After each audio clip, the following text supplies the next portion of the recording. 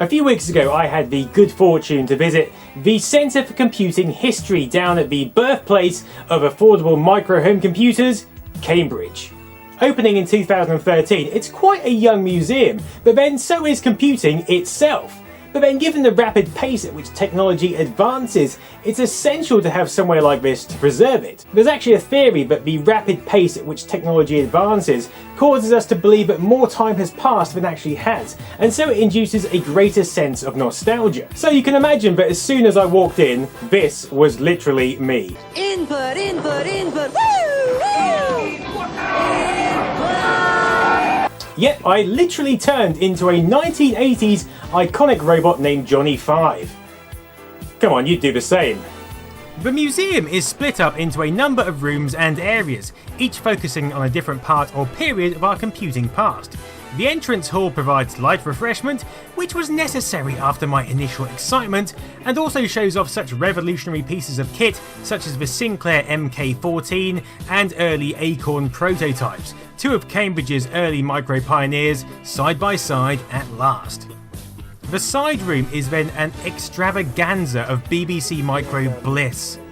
I felt the need to sit down before my eyeballs ejected from their face sockets through fits of incredulous excitement, and proceeded to play around on various iterations of Acorn computer, from a BBC Micro hooked up to the Domesday disc, which I whiled away many an hour using at school,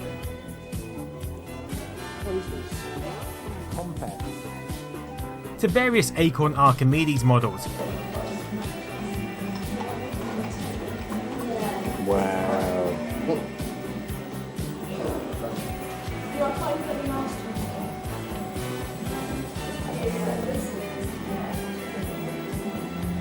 And even this tantalising Research Machines 380Z, sitting all lonely in a corner.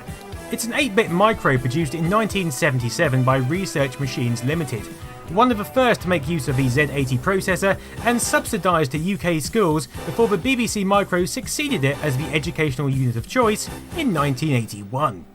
The centre actually uses this room to cover interactive workshops, programming classes and gaming sessions throughout the week, so check out their website if you fancy getting involved in that. Anyway, before all this got too much for me, I decided to wander into the adjacent room.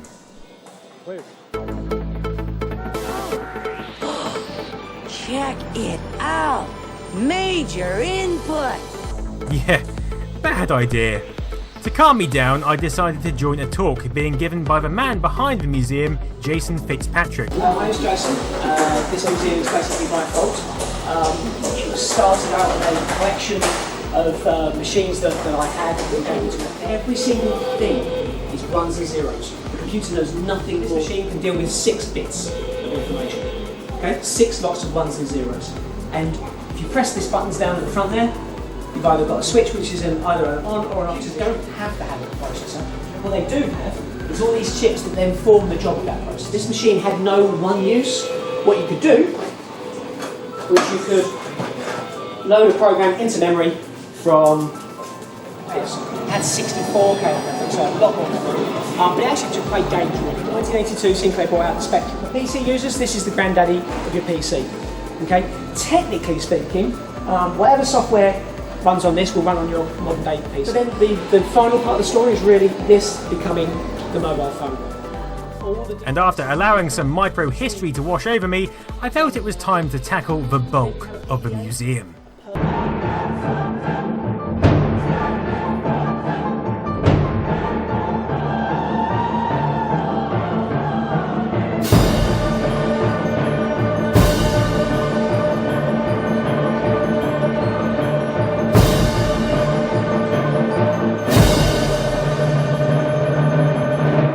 First up was the 1970s styled office. Welcome to my office. Unfortunately, there were no cigarettes in the ashtray, but good God, this place felt like home. I mean, I was born in the early 80s, but there's just something about this dawn of technology and its migration into the workplace. It just feels so right, so exciting, even in 2016. This was the dawn of an era where change was happening. The multicoloured days of the ZX Spectrum and C64 still lay ahead. The 16-bit era is just a twinkle in our eyes. What a time to be alive. So, So after catching up on some TV, I was thrust into the foundations of this early world. Punched paper reels, record-keeping machines, massive mainframe equipment, huge hard disks. In silicon heaven. I was indeed in silicon heaven. Comptometers, calculators. The museum sweeps you through the old business desktops such as the Commodore PET, IBM 5150, Alphatronic PC, Apple Lisa, Microvacs, over to machines like the Amstrad's PCW range, and then onto some more home-based desktops of the 80s and 90s.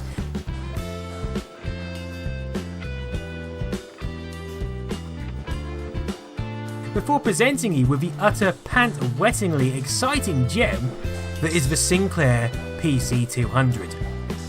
The museum is a very hands-on experience, so playing a text adventure on this machine took up some time, and I must say, it's got a bloody nice keyboard, far nicer than I was expecting, and far nicer than the aesthetically similar Atari ST. Talking of the Atari ST, it was time to move on to the home range of micros. There's an extensive range of these machines around the centre, starting with the granddaddy machines, such as an actual Acorn Atom in the flesh, more familiar looking black boxes like the ZX81 and Spectrum, mixed in with some more obscure models such as the Memotech, which although similar to the MSX range were incompatible, and there's even a Japanese CGL Sord from 1982, another Z80 based micro. The opportunities on offer are extensive.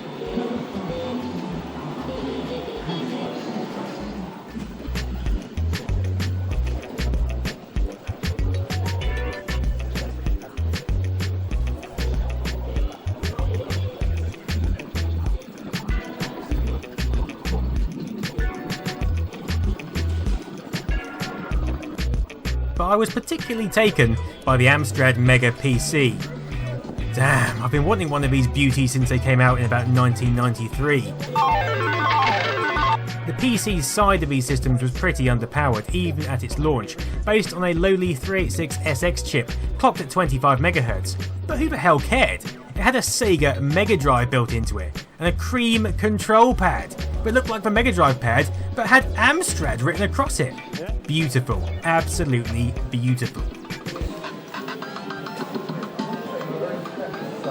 There's even more Acorn machines in between, an entire section of Apple machines through the ages, PDAs, notepads, some big tracks knocking about, various display cabinets filled with retro goods,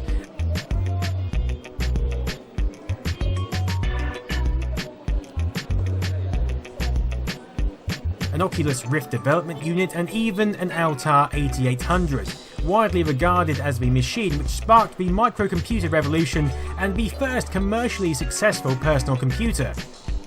A few arcade cabinets and a Sinclair C5 later, and you emerge in the console section. There's pretty much everything you'd expect here, all available for some hands-on action.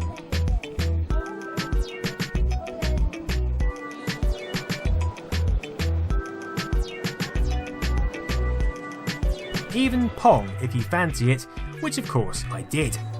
And just when I thought I'd seen everything, I spied a next cube and yet another line of almost fantastical old machinery.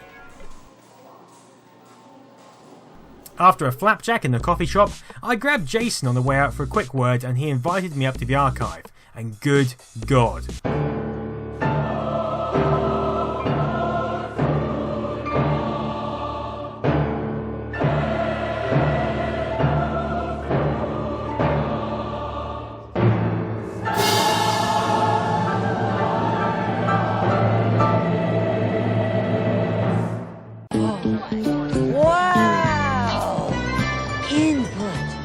Megabytes of input. Alright, that's enough, that joke is wearing thin. If you were excited by what you saw downstairs, then the ever-growing archive is a whole new level. From racks and racks of BBC micros to boxes and boxes of items that the museum is stashing away for preservation purposes. I thought I had a lot of equipment, but this was just mind-blowing on a whole another level. It's clear from speaking to Jason that he's truly passionate about preserving our digital history, and I've got a genuine admiration for the work the small team are doing here. But this is, we call it the glory wall. This is purely for visuals, so these are some of the games from the archive. But actually, most of the games in the archive are in big dog boxes like that, so they don't look that great. This is taking some of them out just to show you a little glimpse of what's in there. So yeah, then the proper archive, even though the trouble is it's now a bit of a mess, again due to space issues. Yeah. So again, these boxes, these are just filled up with stuff. It says box 35, I have no idea what it is or what. Oh, this one. So there's a Vectrex in there. Nice. So the computer, the website tells you it's in box 35. There's loads of stuff. Microprocessor, there's an original modem there, there's a Prism modem, Prism 2000 modem, Microlink modem. So it's all kind of, it's random access storage. Yeah. So it's just everything goes into boxes. We know, you type it into the computer, it tells you where it is. And then the stuff that doesn't fit in those boxes, obviously we try and keep all original boxes, so there's a really nice mint ZX81 box there, so that's got everything in it. Same for the ZX Spectrum 16K, for the 48K. Russian Spectrum there, Specky 128. 128, nice. Sam Coupe boxed, Odyssey 300. They're worth a bit, aren't they? Yeah. Oh, there's a couple just kicking around out there as well. Is it? Yeah. One was on display, we've just turned around, put something else in its place just to change things a bit. So there's a huge effort online of people archiving software digitally, so they're making images of the software. We don't hardly do any of that apart from if somebody specifically asks us. But the difference is we have actually got the original software. Something you can open, see what instructions are in it, see how the copy protection was done, see how it was presented when it was originally sold. So it's important to us to actually keep the original stuff. So that's what we're more about, is the physicality of it all. And all of the minutiae that goes with it.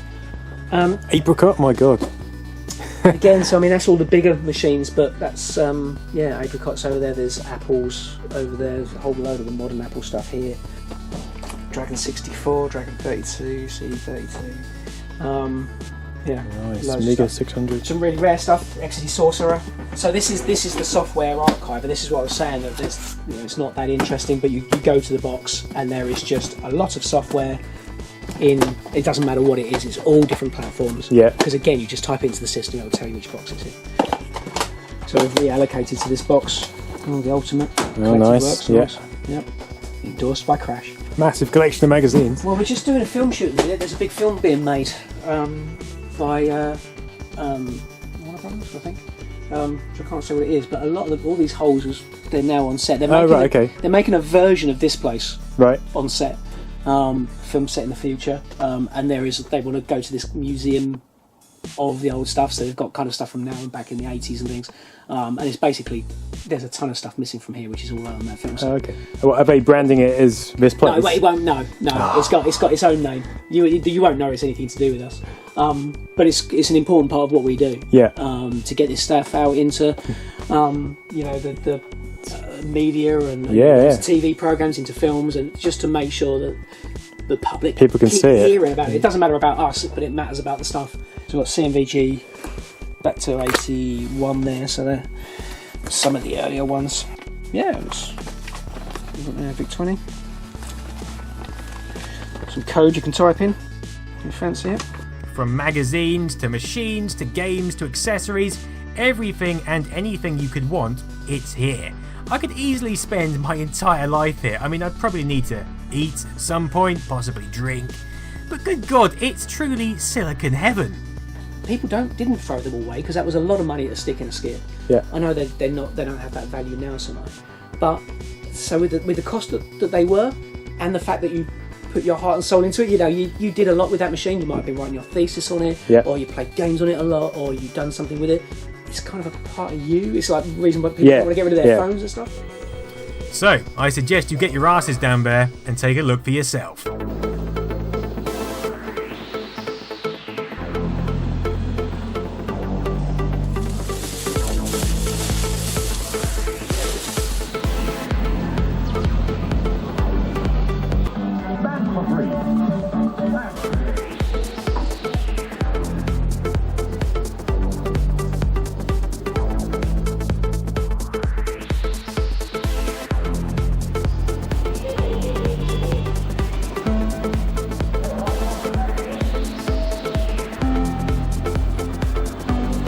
I'm hoping on doing some more videos around the Centre for Computing History, including their archives, so stay tuned for that.